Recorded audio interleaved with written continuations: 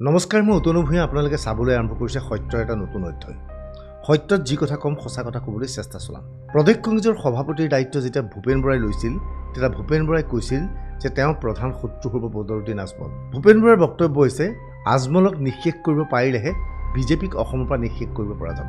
আৰু সেই মৰ্মে ভূপেন বৰাই ৰণনীতি প্ৰস্তুত কৰিছিল আৰু লোকসভা নিৰ্বাচন পৰ্যন্ত কোনো ক্ষেত্ৰতেই AIDFৰ সৈতে মিত্ৰতা নকৰাৰ সিদ্ধান্ত গ্ৰহণ কৰিছিল। ইয়াক লৈ ভিন্ন প্ৰতিক্ৰিয়াৰ সৃষ্টি হৈছিল। দলৰ একাংশ সদস্যই AIDFৰ লগত মিত্ৰতা হোৱাটো বিচাৰিছিল, কিন্তু ভূপেন বৰাই একপক্ষভাৱে AIDFৰ সৈতে মিত্ৰতা হোৱাটো বিচৰা নাছিল। লোকসভাৰ নিৰ্বাচনত ভূপেন বৰাৰ ৰণনীতি কাৰ্যত সফল হ'ল। বদৰুদ্দিন আজমল প্ৰায় 10 লাখ ভোটৰ ব্যৱধানত ধুবুৰীত পৰাস্ত হ'ল। তেওঁলোকৰ প্ৰায় প্ৰতিজন নেতাৰ অৱস্থা কাহিল হৈ পৰিল। কৰিমগঞ্জত তেওঁলোকৰ অৱস্থা কাহিল হৈ পৰিল। নগাঁৱত তেওঁলোকে সামান্য ভোট লাভ কৰিলে।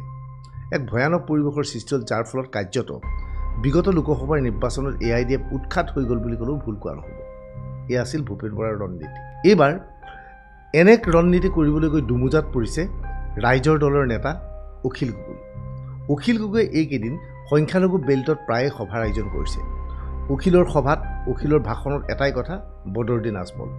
অখিলে আজমলক ব্ৰহ্মপুত্ৰত পেলাই দিবলৈ কয়, অখিলে হিমন্ত বিশ্বক ব্ৰহ্মপুত্ৰত পেলাই দিবলৈ কয়, কিন্তু অখিলে কোনো ক্ষেত্ৰতেই কংগ্ৰেছৰ কথা বেয়াকৈ নকয়। অৰ্থাৎ ভূপেন বৰাৰ ৰণনীতি আৰু অখিল গগৈৰ ৰণনীতিৰ মাজত পাৰ্থক্য আছে। ভূপেন বৰাই বিজেপিৰ পৰিৱৰ্তে প্ৰাৰম্ভিক অৱস্থাত AIDFক শত্ৰু হিচাপে বাছি লৈছিল, কিন্তু অখিল গগৈ এতিয়া দুমোজাত পৰিছে। অখিল গগৈয়ে AIDFক শত্ৰু হিচাপে বাছি লৈছে, বিজেপিকে শত্ৰু হিচাপে বাছি লৈছে। আচলতে বিগত লোকসভাৰ নিৰ্বাচনত বদৰুদ্দিন আজমল উৎখাত হোৱাৰ পিছত আজমল উৎখাত হোৱাৰ কাৰণ বিভিন্নজনে ভিন্ন ধৰণৰ বিশ্লেষণ কৰিছে। আমি সকলোৱে জানো, আচলতে বিগত লোকসভা নিৰ্বাচনত ৰাহুল গান্ধী প্ৰধানমন্ত্ৰী হ'ব নে নৰেন্দ্ৰ মোদী প্ৰধানমন্ত্ৰী হ'ব, তাক লৈ জনতাৰ মাজত দ্বিমত আছিল। ধৰ্মীয় সংখ্যালঘুসকলে সমগ্ৰ দেশজুৰি নৰেন্দ্ৰ মোদীৰ পৰিৱৰ্তে ৰাহুল গান্ধীক প্ৰধানমন্ত্ৰী হিচাপে সন্মুখত বিচাৰিছিল, আৰু সমগ্ৰ অসমত ৰাহুল গান্ধী বা কংগ্ৰেছৰ সপক্ষে ধুৱাইছিল, যাৰ পৰিণতিত ব্যাপক হাৰত প্ৰায় 10 লাখ ভোটৰ ব্যৱধানত ধুবুৰীত বদৰুদ্দিন আজমলক পৰাভূত কৰিবলৈ সক্ষম হৈছিল ৰকিবুল হুছেইন। কিন্তু এতিয়া অখিল গগৈয়ে বুজাব বিচাৰিছে ৰকিবুল হুছেইন বিজয়ী হৈছিল একমাত্ৰ অখিল গগৈৰ বাবে। অখিল গগৈৰ দৰে নেতাই, হিন্দু নেতাই ধুবুৰীৰ মুছলমানৰ কাষলৈ গৈ মুছলমানৰ ত্ৰাণকৰ্তা বদৰুদ্দিন আজমলৰ কথা বেয়াকৈ কোৱাৰ পিছত জনতাই অখিলৰ কথাত উৎফুল্লিত হৈ কংগ্ৰেছক ভোট দিছিল। এতিয়া এনে ধাৰণা দিবলৈ চেষ্টা চলাইছে ৰাইজৰ দলৰ প্ৰতিনিধি তথা শিৱসাগৰৰ বিধায়ক অখিল গগৈয়ে। মুছলমান মানুহৰ মাজত এসময়ত মেছিয়া আছিল। সেই মানুহজন জনগণৰ শত্ৰু, মুছলমান জাতিৰ শত্ৰু। এই হিচাপত আজিকালি প্ৰত্যেকজন মুছলমান মানুহে শিক্ষিত, জনা শুনা, জ্ঞানী আৰু সচেতন প্ৰত্যেকজন মুছলমান মানুহে ভাবিবলৈ লৈছে যে মৌলানা বদৰুদ্দিন আজমলৰ কাৰণে আমি ইমান মুছলমান সমাজখনে অসমত ইমান গালি খাবলগীয়া হৈছে, ইমান কষ্ট ভোগ কৰিবলগীয়া হৈছে, ইমান মুছলমান সমাজৰ যিটো আত্মপৰিচয়, তেওঁলোকৰ স্বাভিমান, তাৰ ওপৰত আঘাত পাবলগীয়া হৈছে মৌলানা বদৰুদ্দিন আজমল। নক'লেও হ'ব, ইয়াৰ পূৰ্বে সত্যত আমি বিশ্লেষণ কৰি কৈছিলোঁ যে অখিল গগৈৰ দল এতিয়া AIDFৰ বিকল্প হ'ব বিচাৰিছে, বিশেষকৈ মাইনৰিটি বেল্টত। অখিলৰ ৰণকৌশল আছে। অখিলে বিচাৰিছে ধুবুৰী, বৰপেটা, মৰিগাঁও, নগাঁও আদিত সংখ্যালঘুৰ মাজত ৰাইজৰ দল সোমাই পৰক। আচলতে মুছলমান জনতাৰ মাজত এজন মুছলমান নেতাই বিজেপিক গালি পাৰিলে তেওঁলোকে যিমান ভাল পায়, এজন হিন্দু নেতাই বিজেপিক গালি পাৰিলে তেওঁক বেছি ভাল পায়। এনে বহু ঘটনা আছে। বহু সৰু বৰ নেতাই ইয়াৰ পূৰ্বে মুছলমানৰ মাজত সোমাই বিজেপিক গালি পাৰে, আৰু ফেচবুক বা ছ'চিয়েল নেটৱৰ্কিং ছাইটত তেওঁলোকৰ নাম যথেষ্ট আকাৰে প্ৰকাশ পায়, ব্যাপক হাৰত প্ৰচাৰ চলে, আৰু সেইসকল নেতাই ভাবে যে হঠাৎ মই জনপ্ৰিয় হৈ পৰিছোঁ। এতিয়া ধুবুৰীত যি নিৰ্বাচন অনুষ্ঠিত হৈছিল, আমি বাৰে বাৰে কৈছোঁ যে কংগ্ৰেছৰ সপক্ষে ঢৌ বৈছিল, কিন্তু ৰাইজৰ দলৰ প্ৰতিনিধিসকলে ইয়াক মানি ল'ব বিচৰা নাই। এতিয়া দলৰ এজন শীৰ্ষ নেতা আজিজুৰ ৰহমানে দাবী কৰিছে ধুবুৰীত অখিল গগৈৰ তৎপৰতাৰ বাবেহে বদৰুদ্দিন আজমল হাৰিলে। অখিল গগৈয়ে ধুবুৰীত প্ৰায় 44খন বৈঠকত অংশগ্ৰহণ কৰিছিল, সভাত আয়োজন কৰিছিল। প্ৰতিখন সভাত আজমলক টাৰ্গেট কৰি লৈছিল, যাৰ ফলত ৰকিবুল হুছেইন লাভান্বিত হৈছে বুলি এতিয়া আজিজুৰ ৰহমানে আজিৰ তাৰিখত দাবী কৰে যে তেখেতে মানসিকভাৱে ভাৰসাম্য হেৰাইছে, যাৰ কাৰণে তেখেতে এনেকুৱা ধৰণৰ আবুল তাবুল কথাবিলাক বকি আছে। আপোনালোকে সকলোৱে দেখিছে যে যোৱা লোকসভা নিৰ্বাচনত, ধুবুৰী লোকসভাৰ নিৰ্বাচনৰ সময়ত অখিল গগৈদেৱে যেনেকৈ অসমৰ সংখ্যালঘু সমাজক বা ধুবুৰীবাসী জনসাধাৰণক বদৰুদ্দিন আজমল ডাঙৰীয়াৰ অপকৰ্ম সম্পৰ্কে যেনেকৈ বক্তব্য ৰাখিছিল, যেনেকৈ মটিভেটেড কৰিব পাৰিছিল, আজি 10,35,000 ভোটত তেখেতে পৰাজিত হৈছে। কেৱল মাত্ৰ অখিল গগৈদেৱৰ এফৰ্টৰ কাৰণে 44টা মিটিং কৰিছিলে অখিল গগৈদেৱে। ধুবুৰী লোকসভা সমষ্টিৰ চুকে কোণে সভা সমিতি কৰি বদৰুদ্দিন আজমল ডাঙৰীয়া যি উগ্ৰ সাম্প্ৰদায়িক ৰাজনীতি, তেখেতে যে সংখ্যালঘুসকলক কেৱল মাত্ৰ ভোট বেংক হিচাপে ব্যৱহাৰ কৰি সংখ্যালঘুসকলক লৈ কেৱল তেখেতৰ ব্যৱসায় আগবঢ়াইহে গৈ আছিল, এই কথাবিলাক যেতিয়া অখিল গগৈদেৱে নিৰপেক্ষভাৱে সংখ্যালঘু জনসাধাৰণৰ আগত উপস্থাপন কৰিছিল, সংখ্যালঘু জনসাধাৰণে কথাবিলাক বুজি পাইছিল। পুনৰ কৈছোঁ, অখিল গগৈ এইকেইদিন টাৰ্গেট হিচাপে বাছি লৈছে বদৰুদ্দিন আজমলক, কিন্তু লগে লগে হিমন্ত বিশ্ব শৰ্মাকো টাৰ্গেট কৰিব বিচাৰিছে। অখিলে এতিয়া বিজেপিকো বধ কৰিব লাগিব, অখিলে এতিয়া AIDFক বধ কৰিব লাগিব। অৰ্থাৎ অখিলে হিন্দুত্বৰ কথা কোৱা বিজেপিৰ বিৰুদ্ধেও মাত মাতিব লাগিব আৰু মুছলমানৰ স্বাৰ্থত মাত মতা AIDFৰ বিপক্ষেও মাত পাতিব লাগিব। গতিকে অখিল গগৈৰ স্থিতি কি হ'ব পাৰে আপুনি কল্পনা কৰক। কেইদিনমানৰ পূৰ্বে দবকাত অখিল গগৈ গৈছিল, চিঞৰি চিঞৰি অখিল গগৈয়ে গালি পাৰিছিল বদৰুদ্দিন আজমলক। এই ক্ষেত্ৰত ইতিমধ্যে প্ৰতিক্ৰিয়া ব্যক্ত কৰিছে বদৰুদ্দিন আজমলে। পলিটিক্যাল বাত नहीं करूंगा। 2 दिन पहले डबका में एक साहब आए, আজমলে কি কৰি আছে, আজমলে স্কুল বনাই আছে, আজমলে পয়সা লৈ আছে, আজমলে লুটি, তোর বাবা যে এটা স্কুলও বানাব পারা নাই। শালা শালা তোর দেवता এটা স্কুল তুই নিজে বানাবো পারা নাই, কেন সব চুরির পয়সা মাল, উধর কা মাল ইধর লা, উধর কা মাল ইধর লা। আজমলে তো একটু করা নাই। আজমলে নিজে স্যাক্রিফাইস কৰি আছে, পৃথিৱীৰ পৰা ভিক মাগি আনি কিছু তাক আমি 100% পঢ়াই আছোঁ, কিছুসকলে নিজে পইচা দি আছে, কিছু আমি মাফ কৰি আছোঁ। আমি তো কোৱা নাই বোলে আমি 100% ফি দি আছোঁ। আৰু যদি 100% দিওঁ, ইমান ডাঙৰ ডাঙৰ বিল্ডিং কেনেকুৱা বনাওঁ, 3 কোটি 7 কোটি টকাৰ মাটি কেনেকুৱা কিনিম, বোলে আমাক পইচা দিব, তাৰ দেউতা আহি দিব নেকি? এইটো হয় নেকি? জানোৱাৰ কাহিবা, জানোৱাৰ কুকুৰৰ নিজ বৰবাদ। আৰ আমাৰ মুসলমানসকলে তাৰ মিটিংত গৈ তালি বজায়, তালি। আজমল সাহেব একো কৰা নাই, তালি। আজমল সাহেব লুটিয়া খাই আছে, তালিয়া। আজমল সাহেব মানুহৰ পইচা লুটি খাই আছে, তালিয়া। কোনে কৰে? আমাৰ মুছলমান মানুহ। আজমলে কোনো ক্ষেত্ৰত বিচৰা নাই অখিল গগৈ AIDFৰ বিকল্প হওক। আজমলে ভালকৈ জানে যে AIDFৰ বিকল্প অখিল গগৈ কেতিয়াও হ'ব নোৱাৰে। সংখ্যালঘুৰ ভোট AIDFে নাপালেও সেই ভোট কংগ্ৰেছলৈ যাব, কিন্তু সেই ভোট ৰাইজৰ দললৈ যাব বুলি ভাবিব নিবিচাৰে বদৰুদ্দিন আজমলে।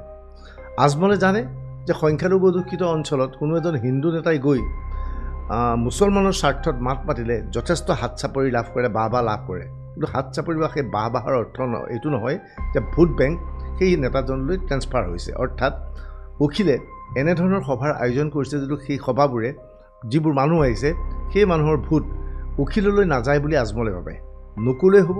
আমি ইয়াৰ পূৰ্বে লোকসভা নিৰ্বাচনৰ সময়ত দেখিছিলোঁ হিমন্ত বিশ্ব শৰ্মা, পীযুষ হাজৰিকা আদিয়ে নগাঁৱত লোকসভা নিৰ্বাচনৰ সময়ত সংখ্যালঘুৰ মাজত বিশেষ ব্যাপক হাৰত সভাৰ আয়োজন কৰিছিল। হিমন্ত বিশ্ব বা পীযুষ হাজৰিকাৰ সভালৈ শ শ লোকৰ আগমন ঘটিছিল। আমি ভাবিছিলোঁ এই লোকসকলৰ ভোট বিজেপিলৈ যাব, কিন্তু নিৰ্বাচনী ফলাফলৰ অন্তত দেখা গ'ল তেওঁলোকে ভাষণ শুনিবলৈ বা হাত চাপৰি বজাবৰ বাবেহে এইবোৰ সভাত আহিছিল। তেওঁলোকৰ ভোট, অধিকাংশ ভোট কিন্তু তেওঁলোকৰ গৈছিল কংগ্ৰেছৰ সপক্ষে। আজি বদৰুদ্দিন আজমলে এইদৰে অখিলক সমালোচনা কৰাৰ পিছত অখিলে আজমল সংক্ৰান্তত প্ৰতিক্ৰিয়া ব্যক্ত কৰিছে এনেধৰণে। মই দেখিছোঁ বা মোক বহু মানে কৈছে যে মৌলানা বদৰুদ্দিন আজমল চাহেবে মোক খুব গালি দিছে, আৰু মই সেইটো গালি খবৰ যোগ্যই বুলি ভাবোঁ এইকাৰণেই যে মই মৌলানাজনক বহুত বিপদত পেলাইছোঁ। আমাৰ ৰাইজৰ দলে বদৰুদ্দিন আজমলৰ AIDF দলটোক অসমৰ ৰাজনীতিত অপ্ৰাসংগিক কৰিবলৈ গৈ আছে।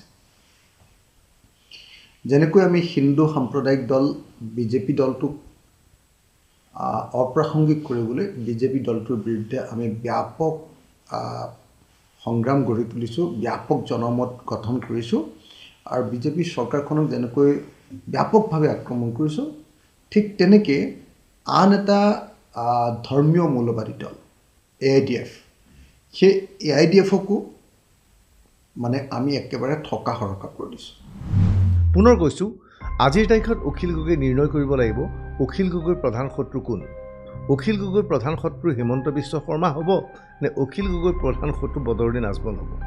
অখিল গগৈয়ে যদি মুছলমানৰ মাজত থাকি বাৰে বাৰে মুছলমানসকলৰ পক্ষত বক্তব্য ৰাখে তেনেহ'লে হিমন্ত বিশ্ব শৰ্মাৰ বিকল্প অখিল গগৈ হ'ব পাৰিবনে?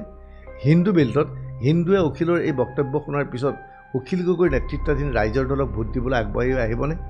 উজনি অসমত বিশেষকৈ শিৱসাগৰ, ডিব্ৰুগড়, যোৰহাট আদিত জনতাই বিচাৰিব নেকি যে এনে এটা দলক তেওঁলোকে ভোটদান কৰিব যিটো দলৰ নেতাই সংখ্যালঘুৰ মাজলৈ গৈ বাৰে বাৰে তেওঁলোকৰ স্বাৰ্থৰ হকে মাত মাতে?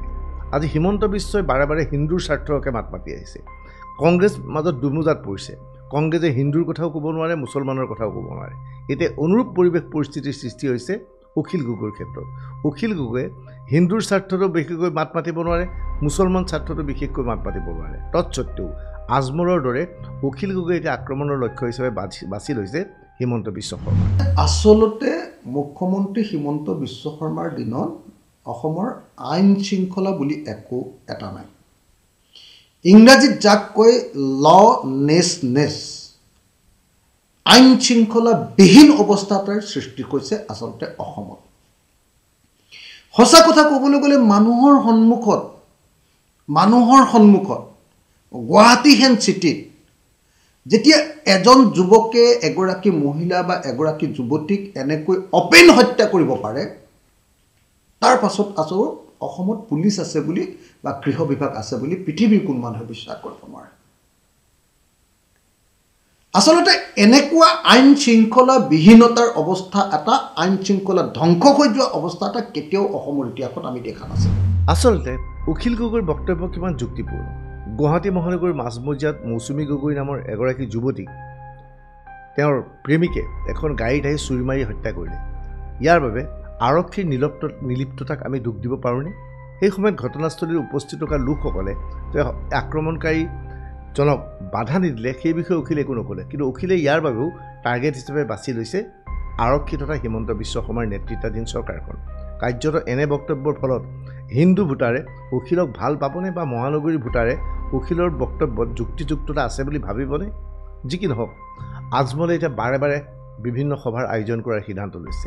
আজমলে কয় আজমল ফাউণ্ডেশ্যন খুলিছে, আজমল হস্পিটেল খুলিছে, এইবোৰৰ জৰিয়তে সংখ্যালঘু জনতাক তেওঁ সহায় কৰিছে। ইয়াৰ পূৰ্বে আমি দেখুৱাইছিলোঁ আজমলে কি ধৰণে অখিল গগৈৰ পিতৃক ধৰিও গালি গালাজ কৰিছিল। আজি অখিল গগৈৰ হৈ এই সংক্ৰান্তত যুক্তি আগবঢ়াইছে আজিজুৰ ৰহমানে। Ajmal academy, Ajmal super forty এনেকুৱা ধৰণৰ অনুষ্ঠান ধুবুৰী লোকসভা এলেকাত কেইটা কৰিছে আপুনি? গতিকে কেৱল ভোট ল'ব ধুবুৰীৰ পৰা আৰু আপুনি ব্যৱসায় কৰিব হোজাইত, এই কথা মানুহে বুজা হৈছে। আৰু অখিল গগৈদেৱে এই সঁচা কথাবিলাক ক'বলৈ গৈছে। আপুনি কৈছে যে অখিল গগৈদেৱৰ পিতৃয়ে কিবা শিক্ষানুষ্ঠান আয়োজন কৰি প্ৰতিষ্ঠা কৰিব পাৰিছে নেকি? আমি ক'ব বিচাৰিছোঁ যে তেখেতৰ পিতৃয়ে কোনোদিনো কোনো ৰাইজৰ পৰা কিন্তু ভিক্ষা মাগি অনা নাই আৰু ৰাইজক কেতিয়াও কোৱা নাই যে আমি ভিক্ষা মাগি আনি আছোঁ আপোনালোকৰ উপকাৰৰ কাৰণে। আপুনি নিজ মুখেৰে কৈ আছে যে মই গোটেই বিশ্বৰ পৰা ভিক্ষা মাগি আনি আছোঁ অসমৰ বিশেষভাৱে সংখ্যালঘু জনসাধাৰণৰ উন্নয়নৰ কাৰণে, কিন্তু আপুনি ভিক্ষা মাগি আনি কাৰ পকেট গৰম কৰি আছে? কোনে ৰজাৰ নিচিনা, কোনে কি কয় ৰাজকীয় জীৱন যাপন কৰি আছে? সেই কথা কিন্তু অসমৰ সংখ্যালঘু জনসাধাৰণে এতিয়া উপলব্ধি কৰি আছে। অখিল গগৈ আচলতে এতিয়া দুই নাও দুই ভৰিত থিয় দিছে অখিল গগৈ। অখিল গগৈয়ে হিন্দুৰ স্বাৰ্থত যদিহে মাত মাতে তেনেহ'লে মুছলমানৰ বিৰুদ্ধে কথা ক'ব লাগিব, আৰু মুছলমানৰ স্বাৰ্থত যদি মাত মাতে তেনেহ'লে হিন্দুৰ স্বাৰ্থৰ বিৰুদ্ধে কথা ক'ব নোৱাৰিব।